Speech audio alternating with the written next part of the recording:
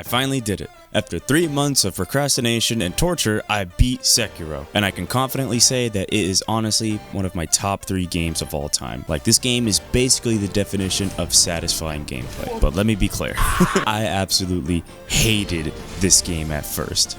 Hey, I know it got Game of the Year, man. Watch the whole video before you comment, man. I honestly hated the game at first, but that was because I was playing it wrong. You see, Sekiro has a particular set of rules that demand the player to pay attention, demanding damn near perfection for a lot of the fights. No matter how you perceive it, Sekiro is the biggest deviation from the Souls' tried and true formula of dodge for iframes by far. While the underlying philosophy of level progression, boss encounters, and combat are still pretty much intact. To put it simply, it's almost like doing the exact opposite design approach to Elden Ring. Now, I'm not trying to say that one game is better than the other, it's just that Elden Ring is a game that is very vast, expansive, and absolutely massive. Like, it has an unreal amount of content, almost an intimidating amount, which is great in my opinion. You know, the more the merrier. Sekiro, on the other hand, managed to fucking kick you while you're down. Like I said, there's no iframes here. A lot of players deem this game to be the hardest of the FromSoft Souls games, with a lot of the game mechanics being vastly different to the rest of the franchise. To compare it to Elden Ring feels a little unfair, since the two couldn't be any more different. Comparatively speaking though, Sekiro has less content than Elden Ring. Like, I think it has about a tenth of the content. It's a lot smaller than Elden Ring obviously, but it makes up for that with the experience and encounters, like the satisfyingly brutal gameplay, handcrafted boss fights, and the beautiful storytelling. So without further delay, I give you 忍びよ、目覚めてください。あなたの主のため、主従の約定に従い、命を落とし、我に仕えよ。御意。命を落としても、たとえ奪われるとも必ず取り戻す。これはお迎えに参上いたしました。今しばらくお待ちください。逆たぶるよな。おい。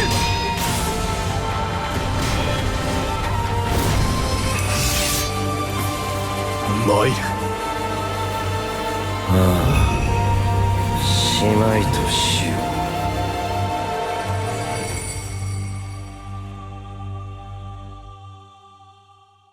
So to get things started, I think we should talk about the first thing that makes Sekiro actually really good, and that's the gameplay. Within the first minutes of Sekiro, there's no doubt that FromSoft has built something different here. A shinobi-driven adventure that focuses on timing and learning while still having some of the DNA of the Soulsborne series. Sekiro is officially the second Soulsborne game that I've ever played, and that's because a lot of you commented on my Elden Ring video that I should play it. And honestly, at first, I didn't see the hype around this game. Like, I went into it thinking it was just gonna be sword combat the whole way through, but in actuality, I've been stabbed, shot, poisoned, electrocuted, and burned.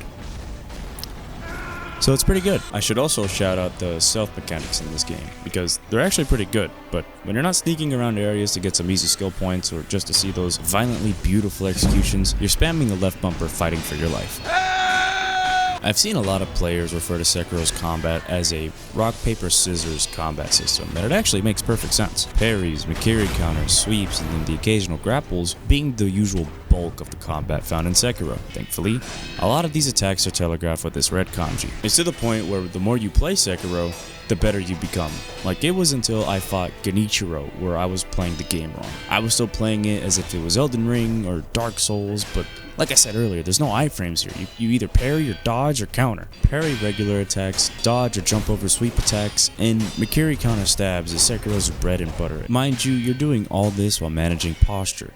You see that bar on top of the enemy right there? Well, if I fill that bar all the way up by perfect parrying and countering everything perfectly, I can ignore that fuck ton of health he has and deal a death blow. The catch is, you have to manage your own posture too. Remember when I said that when you're in regular combat, you could just spam the left bumper to fight for your life? Oh. Well, if all you do is spam the guard to parry, your posture will break and the guy that's fighting you will eventually fold you. And if you're playing on the harder difficulty, where basically if you don't perfect parry everything you take chip damage, you're fucked. If you're fucking bad at this game makes you either get good or get the fuck out. I'm talking 5-hour boss fights against this hairy fuck. Holy fucking shit, I hated this fight, but I loved it at the same time. You have to respect it because it's hard but fair. But this different gameplay style creates a certain discussion in that there's no real build crafting in Sekiro. Compared to Elden Ring and all the other Souls games where you can basically create a class and role pick your character to be as effective as you want him to be. Instead, in Sekiro, you just have a sword and an arm.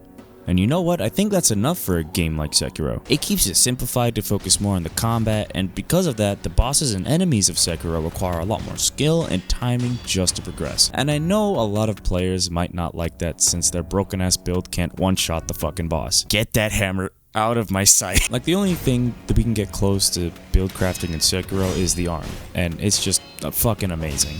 And to me, I think that's because it's still a very useful tool without being a crutch. You could swap out the arm and what it can do, from firecrackers to a shield to even a shadow step, when it works. The catch is that you can't really rely too heavily on the arm since it comes at a cost of spirit emblems, at least in the early game, because once you start upgrading the arms, dude, they're fucking useful as shit. Not only that, but there's the new die twice mechanic. Holy shit, it's in the name of the game. Oh wow. Basically giving players a second chance in a fight to either run their fade or run back to a safe fight to rest and approach the fight a little differently. Personally, I love this mechanic as it gave me insight as to what I did wrong in a fight. Very few times did I call fights bullshit because I usually knew that I did something wrong, so having that second chance to not make a mistake again is great. Unless you're like me and you just fucking suck. And over time, as you understand these skills, arm upgrades, and combat arts, the better the game just flows. And it's not to an overwhelming degree either. Like, I've played countless games where their upgrade systems and item usages are just overwhelmingly complicated to the point where I don't even use half the items that they present to me. I know the turtlenecks are good for recovery, but I don't want to hurt the turtle. That's my #1 rule in games. If you kill turtles in games, unsubscribe now. But I will kill monkeys. Don't fucking run away from me!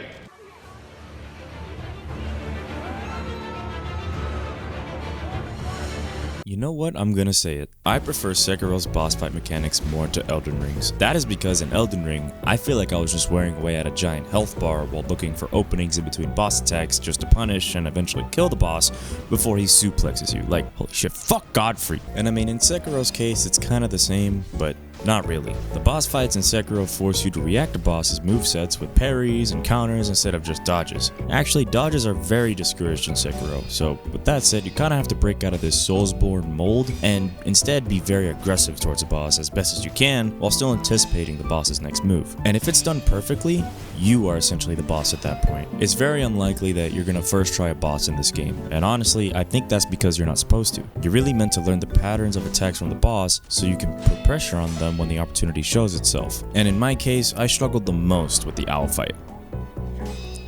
For 5 hours. Like, it was one of those boss fights where I put down the controller and said, I will see you tomorrow. Because when I got back into that fight, I took an hour just to learn his moves in phase 1 and then phase 2, to where I basically almost no-hit the whole fight. And when I finally beat him, I just felt this wave of satisfaction. The thing is, I was still playing the game wrong because I was skipping all those mini bosses all the way to Owl. So I wasn't quite as strong as I should have been whenever I fought him. Because in order to even get stronger, you're actually required to fight some of these mini bosses and story bosses, since they drop certain items that can boost your damage and health. But I will say that these bosses help me understand a lot of players' frustrations, especially when they say it's too difficult to be enjoyable. Even though I disagree, a lot of these boss fights are stacked against you, with some of the bosses feeling like you have to be perfect when fighting them. And to that point, I can see someone saying progression shouldn't be tied to game sense, but the thing is, the progression in Sekiro happens when you, the player, overcome an obstacle instead of power leveling or using another game-breaking mechanic to change the way the fight is meant to be played. Get that hammer away from me! You might have a brain, but I have a gun! So usually in my videos, I don't spend a whole lot of time talking about the story of games. And I mean, typically with the Soulsborne franchise, it puts gameplay before story. Similarly to games like Doom, Ultra Kill, and Risk of Rain. Usually the Soulsborne games tell their stories through pieces of dialogue or text that need to be put together by the players by item descriptions, the world, NPCs, and so on. No crazy long cutscenes with a ton of exposition or insignificant MacGuffins. And Sekiro follows this formula for the most part, by giving just enough detail of the story for players to put more of the pieces together. As I said, I love the duty-bound shinobi that'll do anything for his master story here, and the absolution that the ending presents is just amazing. Yeah? There is more than one ending. What do you mean there's more than one ending? I thought I was done. You only got the purification ending. God motherfucking damn. So Sekiro has 4 different endings, and they're all really cool and show you how the more you explore in the game, the more you can get out of it. And one of the endings made me kill this giant snake, and I really hate snakes, so fuck you. Anyway, you're basically this shinobi guy whose name is Wolf, who works for this kid who's immortal, but go figure, he doesn't want to be immortal no more. What the fuck? So you have to fight this dragon, get some tears, and you gotta get a sword who makes the mortal people not mortal. But there's actually 2 of the mortal swords, and you could have just got 2 of them, but Genichiro got the other one. I don't know how. Fuck. And depending on how you get these tears, on who you side with, you'll get your ending. You played the game, you know the story. But I will say that the story does take a backseat to the gameplay mechanics, as the story feels like a, oh, that's pretty neat moment, you know? Like, I don't really get the relevance of the 3 monkeys, but it is pretty cool, I guess. My favorite ending was the Shura ending, though, as it kind of sets things differently than you expect, and it has a bunch of lore behind it. Sekiro Shadows Die Twice is an unforgettable experience of a game, and I can definitely see how it earned Game of the Year back in 2019, as the best game design is one that's earned. It's a testament to these types of games where it requires players' skills instead of build crafting. It's not for everyone, but for those who love it, tend to have Sekiro in their top 3 games of all time. And I'm one of them. And to those who say, oh, this game is way too hard, it's not fun to get hit twice and die, I got 5 words for you. Sounds like a skill issue.